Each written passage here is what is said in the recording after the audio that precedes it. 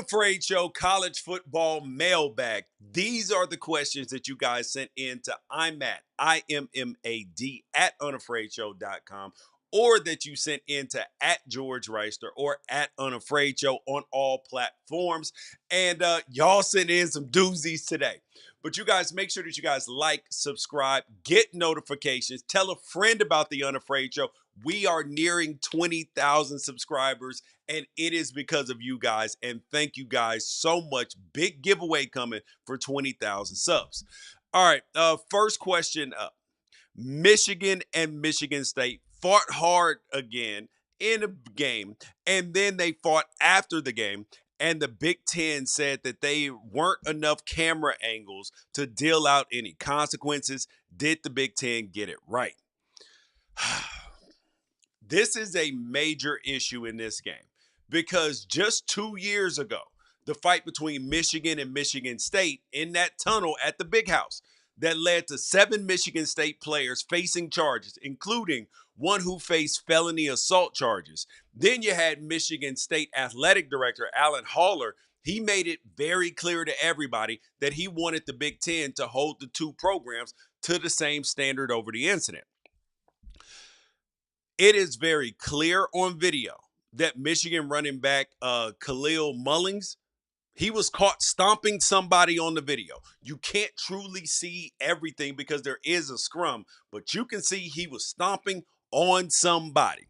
But now the question is that even though the video evidence isn't there, you could have interviewed people, you could have asked them. There are a lot of things that the Big Ten could have done. But you know what they did not want to do? They did not want to impact the Oregon-Michigan game. And I know that it's frustrating to Michigan State fans, but the reality is the money is always going to talk. And Michigan and Ohio State are part of the money. And remember last year, when you had the Connor Stallion stuff and the Ohio State people were, the Michigan people were saying, oh, this is Ohio State. If this wasn't Ohio State, our coach never would have got suspended. Well, that's what Michigan State fans are saying exactly right now about Michigan and them not having any real consequences for their players. And if you think that the head coach, Sharon Moore, will be suspending his best running back heading into the Oregon game, you got another thing coming, buddy. Not on this 3-loss team. You might as well forget about it. Ain't nothing gonna happen. I'm sorry, Michigan State, you lose in this situation. All right, question number 2. Do you believe Texas A&M head coach Mike Elko that his post-game comments after Texas A&M beat LSU weren't about anybody specific? Wow. Because this one is crazy. Because Elko said, I think the way we talk about young people and we talk about things, the messaging, how we bring people into the building, we talk about doing things together, we talk about culture, and everybody talks about it, but we go out and live it every day. And I think back up on our actions, we're very honest, we're very open. This is a real program.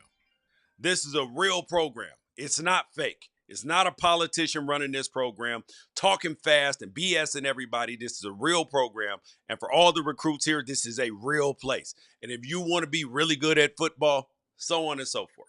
So people thought he was talking about this previous head coach, Jimbo Fisher, where he was the defensive coordinator. But there is no evidence that supports that the two have a bad relationship. And then people thought it was a shot at Brian Kelly, LSU's head coach, who famously, everybody knows the dude changed accents and danced with the recruits on the rotating platform thing. And then you had Reese Davis said it might have been a shot about Steve Sarkisian. But this is very interesting because Mike Elko, in response to all the speculation, he said something to the effect of like, you guys have given me multiple opportunities in 9 months since I had this job to take shots at people, and I've never done it. Now, that sounds like a man that's like, yo, if I want to take a shot at somebody, I'm going to call them out by name. So maybe he was directly talking about his program in Texas A&M and what their future is and how bright it is and the things that they are and are not excited about. But the problem is is that when other people in other places are not doing that same thing and being as honest and transparent as Mike Elko says he is, people are going to think that it's about them. So I got to take Mike Elko at his word for right now. All right, number 3. George, you have been very consistent that you don't think Drew Aller is the guy to get Penn State over the hump, but he is 17-3 in his last 20 and only turns the ball over once every 92 pass attempts. Do you think that he's really at risk of losing his job if Bo Prabula plays well against Ohio State? 100%. Everybody's job is in jeopardy. Now, if we go back against the Buckeyes, Drew Aller's like 27 for 64 for 253, a touchdown and a rushing touchdown. But big time players make big time plays in big time games, and Drew Aller's not doing anything necessarily big time. And if Bo Prabula, who came in last game and was just steady as the ship, all of that stuff, he can take this starting quarterback job. Number one, if he beats Ohio State, and he is the large part of the reason why. If he makes some special throws, if he makes some special plays, breaking out of the pocket, breaking a sack, completing a third down pass, if he does those types of things and protects the football, this will be his job. Because if you beat Ohio State and you get James Franklin over that hump, and the team, like your starting quarterback when you see it. It's one of those things. What do they say? I don't. How do you define what porn is? I don't know, but I know when I see it. And you're starting quarterback when you see it. And because the team can feel it, the energy, you can see it through the damn television, and we will know if Bo Prabula is that guy in just a matter of days. All right, number 4, George. If you could be the new T. Boone Pickens, and that is, obviously Oklahoma State's billionaire owner who has since passed away, but his family still got that bread. You could be him for one day and be Oklahoma State's primary billionaire athletic booster. Would you fire Mike Gundy or ask him what things that he needs to fix this thing? All right. Mike Gundy's like 169-83 as the head coach at Oklahoma State. Only losing season was in 2005. He's got 2 10-win seasons in the last 4 years. The dude has battled with reporters, had the OANN shirt thing where he played dumb instead of standing on business about his beliefs. His defensive coordinator, Derek Mason, left in an ugly way. His quarterback, Spencer Sanders, gave up his starting job to go be a backup at Ole Miss 2 years ago. The defense currently can't tackle. They're 0-5 in the Big 12 without Texas or Oklahoma in the conference. They can't run the ball with one of the best running backs, Ollie Gordon, and the most experienced offensive line in the country. This is not that Mike Gundy's a bad coach.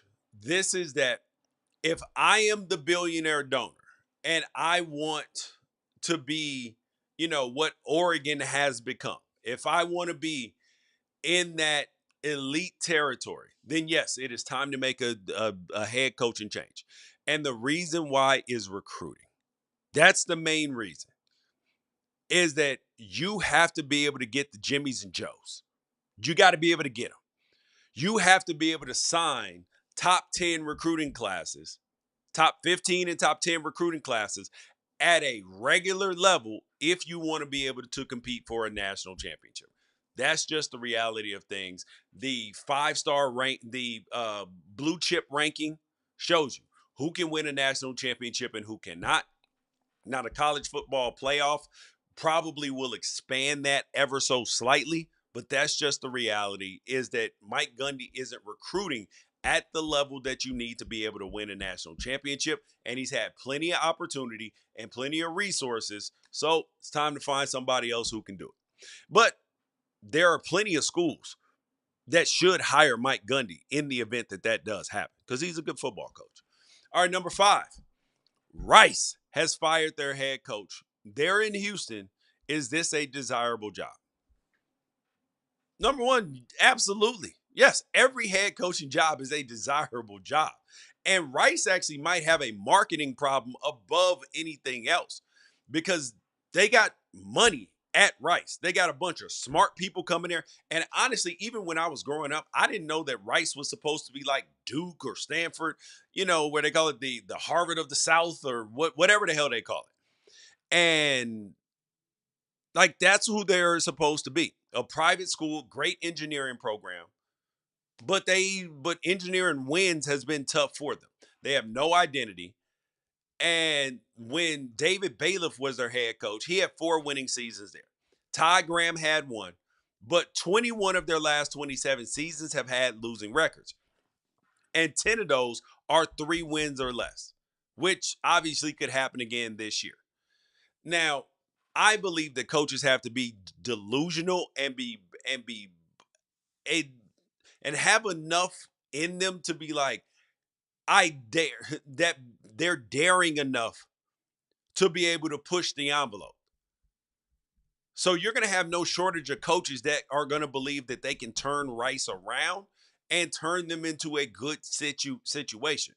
You're going to have guys like if you offer UNLV offensive coordinator Brennan Marion, if you offer him this job, he will probably take it. And you know what he will do? He will turn this into a winning program. Will they go out and win 10 wins? Probably not before he leaves and takes another job somewhere else. But you can win at Rice. You can win anywhere.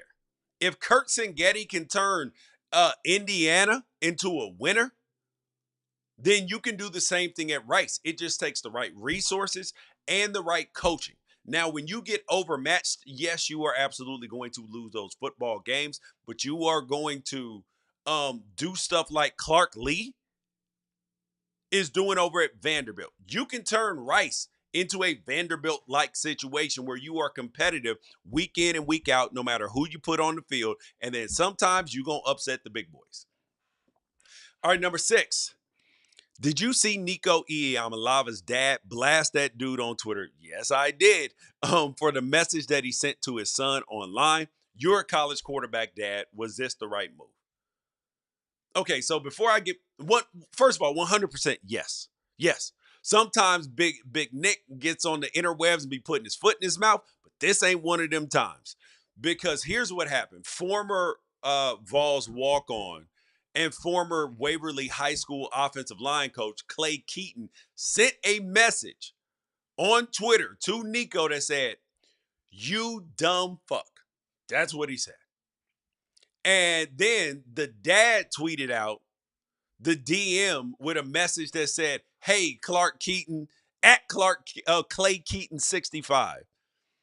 Nico was busy helping UT beat Bama. You should try the same with your high school team since you're 0-9 instead of jumping into kids' DMs. But here's the attention that you was looking for. Shout out to all the real Vols fans." Now, Clay Keaton, he temporarily deleted his account. And then the school that he used to coach at clarified he don't even work there no more. And why he sent the message is clearly still a mystery since it looks like it came before the game even kicked off on the 19th. Now, I am a college football dad. I'm a dad of athletes, dad of smart kids. So, and people talk a lot of trash, especially about the quarterback. And, in volleyball, whether you're the setter or you're the libero, whatever, people are going to talk trash in sports. But there comes a line to it. And if you're just tweeting, okay, fine. But you hopped into DMs, okay, cool. No. We bringing these DMs out to the light. Because if you want to be an asshole, everybody should know that you are attacking college kids. And if that gets you fired, that gets you fired. Because that is completely over the line. And I'm not mad at Big Nick for that one. All right, number 7. Ohio State fan here. We barely beat Nebraska. And if you follow any Ohio State accounts on social media, we're calling for Ryan Day's job over the defensive line rotations. Are we insane or do we have a point? Number 1, yes, you are insane as Ohio State fans and I learned that after the Oregon game. Ohio State fans are absolutely insane. Do they have a right to be insane? Yes, you're going to be insane when you have one of the greatest college football programs around of all time. People are going to have unrealistic expectations. But let's see what some of the people said. Um, so if Ohio State loses to Penn State Saturday, should Ryan Day's job be on the line? And they asked this to the Scarlet and Gray podcast. The Scarlet and Gray podcast, they said Ryan Day should already be on the hot seat. All right. This is from Big Ten Ryan.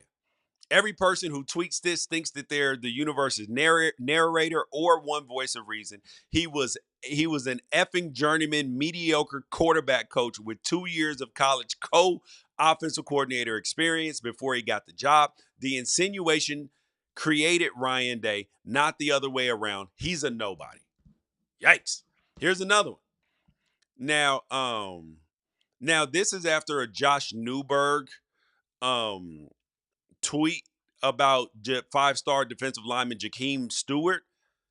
After the trip to Ohio State, he said, "I'd probably give the edge to Oregon." And Big Ten Ryan, every single day that Ryan Day is at his job, we get closer to the foundation of this program being eroded. He has to go immediately. Enough is enough. Here's another one. Summary from today. Ryan Day wants the D-line to rotate more to be fresh in the fourth quarter. Jim knows he defers all D-line rotations to Larry Johnson, and he's comfortable with Larry's decisions. Can we please get on the same page? And no amount of gaslighting will make us think that Ryan Day is capable of running a blue blood program with one of the biggest brands in college football. Congrats on the MAC wins and the record against Big Ten bottom feeders. Yo. So on one hand, I'm a person that's like, if you don't want me here, I don't want to be here. But at the same time, I got a $10 million job. We going to work this thing out. And we got to figure it out. And now Ryan Day, because people talk about his record in general. And here's the truth. Let's look at the wins above replacement. If you put any competent head coach in Ohio State, they're going to beat 90% of the Big Ten, like year in and year out. It's the Michigan, the Oregon games that he's lost, the Penn State. Like, these are the teams that you have to beat. And he has been largely unsuccessful at doing that. And so the question is, and I say this about firing coaches all the time, 2 questions. Number 1, can you for sure get somebody that will do a better job? And I don't know if you can. Is there a loss of hope? A little bit. But this season is still going on. He could still win a national championship and then shut everybody up. But if he loses to Penn State, and for sure if he loses to Michigan at the end of this year with as bad as Michigan looks, the Michigan game this year, he will absolutely be in the unemployment line if he loses to Michigan this year. I'm just saying that's just the reality of coaching at Ohio State, not calling for the man's job. I'm just telling you what reality is. All right, number 7. Speaking of coaches that whose job is in jeopardy, how many wins do Billy Napier at Florida and Sam Pittman need to save their jobs at Florida and Arkansas? All right, Florida is now 4-3 and has games against Georgia, Texas, Ole Miss, LSU, and Florida State left. Now, they just got to get bowl eligible, I think, and Billy Napier comes back next year because hope will be a little bit alive. Number 1, he's got to beat Florida State. You cannot lose to Florida State with as bad as Florida State looks right now. So that game is a must. If he loses that game, no matter what he does prior to that, it's over. But beat Florida State and then beat Ole Miss, LSU, or Georgia or Texas. So Georgia, Texas, beat one of them, or beat Florida State, LSU, Ole Miss. That'll for sure get you. 7 wins will for sure get them back next year. But 6, like you beat Florida State and you beat LSU, or you beat Florida State and you beat Tech, any combination of that with Florida State, he should be all right. Now, Arkansas is 5-3, and they have Ole Miss, Texas, La Tech, and Missouri. Number 1, you can't lose to La Tech, so that gets you minimum 6-3. You got to beat Missouri because they look bad, and that'll get you to 7-3. And then you have the Ole Miss and Texas games. So if he loses to Ole Miss and Texas, okay, fine. But then beats La Tech and Missouri and finishes 7-5, people will be happy with that around Arkansas. They will be saying, okay, cool, he's turning it around. Next year should be better. Number 8, the Big Ten seems to be down to Iowa State, BYU, Kansas State, and Colorado. Can you predict the Big 12 championship and whether they'll get multiple teams in the playoffs? I do not believe that they will get multiple teams into the playoffs, just based upon the fact of where Iowa State and BYU, who are the highest ranked teams, I believe, right now. Now Kansas State is undefeated in I'm sorry, Iowa State is undefeated in conference, but they still play Kansas State the final week, and they don't play BYU or Colorado. So Iowa State's pretty home free as long as they beat Kansas State. Kansas State, on the other hand, beat Colorado. Their only loss is to BYU, and they face Iowa State last week. So BYU has the upper hand here to play Iowa State in the conference championship game. Now, they don't play Iowa State or Colorado. And they're undefeated with Houston, Arizona State, Utah, and Kansas left. It looks like BYU is a team that can run this table. So I am going to put the Big 12 championship game as Iowa State versus BYU, with Colorado finishing third, even though I would love for Deion Sanders to end up in the Big 12 championship, because him getting in the college football playoff would be magnifique. Do you realize what type of talking points we'll get over that? I love it. All right, number 9. Same question for the ACC. The ACC has 4 teams in contention for the conference championship. Can you predict the ACC championship game and whether they'll get multiple teams into the college football playoff? I do believe that the ACC will get 2 teams into the college football playoff as long as one of them is undefeated. Now, you currently have Pitt, who is undefeated, and they have 5 ACC games left. They got SMU, Louisville. They got SMU, Louisville, Boston College, all on the road, and then home games against Virginia and Clemson. Now, if Pitt beats Virginia and Clemson and runs the table undefeated, Clemson's out of the college football playoff because of how they lost to Georgia, and Georgia's not necessarily guaranteed to get in the SEC championship game. So if Pitt beats Clemson, Clemson's probably on the outside looking in. But Pitt making it through that undefeated is going to be extremely difficult. So when you have Pitt in that situation, you have Clemson, who has not beat a team that has a that has a better than 500 record. They've played 3, 4, and 4 teams, and those are, aside from that Georgia loss, they've beaten nobody that has a better than 500 record. So that is going to be frowned upon if they lose another game. I'm just telling you, that's just the reality and the facts of life, because they will not have played a ranked team the entire season except for Pitt. If they beat Pitt, like, that'll be it, because that Georgia game, that was a splattering. Now, I do believe that SMU has a legitimate opportunity because they got Pitt, Boston College, and Cal at home, and then Virginia on the road, and their only losses to a 3 points versus BYU. So as long as, actually no, the ACC is going to get 1 team in, because Pitt, if they beat SMU and and Clemson, they're going to get in, and it would take an upset.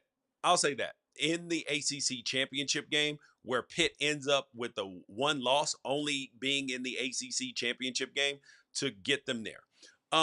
But then that is totally forgetting about Miami, who they play Duke, Georgia Tech, Wake Forest, Syracuse.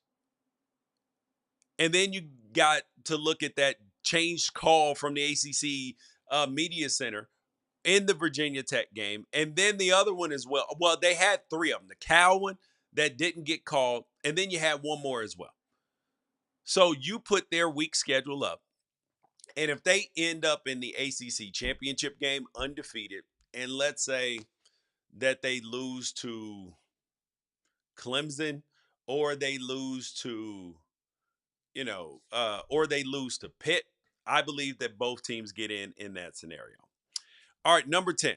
George, you advocate for Deion Sanders. Well, you advocated for Deion Sanders staying at Jackson State. Since Deion left, Jackson State went 7-4 last year and finished third in the SWAC. And this year they're in first place, but absolutely nobody is talking about them or HBCU football. Is that proof that his brand was truly too big for that environment? No, I think the question's interesting, right? So Deion Sanders, I did not want him to leave Jackson State because I thought he was doing so many great things for the university, growing HBCU. He got the HBCU combine, players drafted from there, more NFL eyes on those guys. He would come out and say, I am SWAC, I am SWAC. Now, I would like to hear Deion Sanders still promoting HBCU football. I would. That would be the thing that would tell me that he was truly committed to it. Because don't just use that as a stepping stone when Deion was very vocal about it. He was.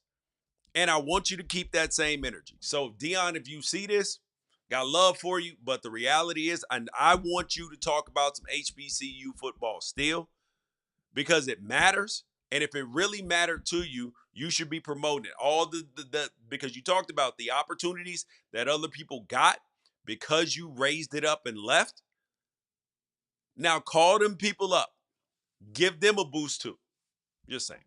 And you guys, that is the Unafraid Show mailbag. Make sure that you like, subscribe, tell a friend about it, and most importantly, share. Catch you guys tomorrow for the live stream, College Football Apostles, and the rankings, and the everything in between.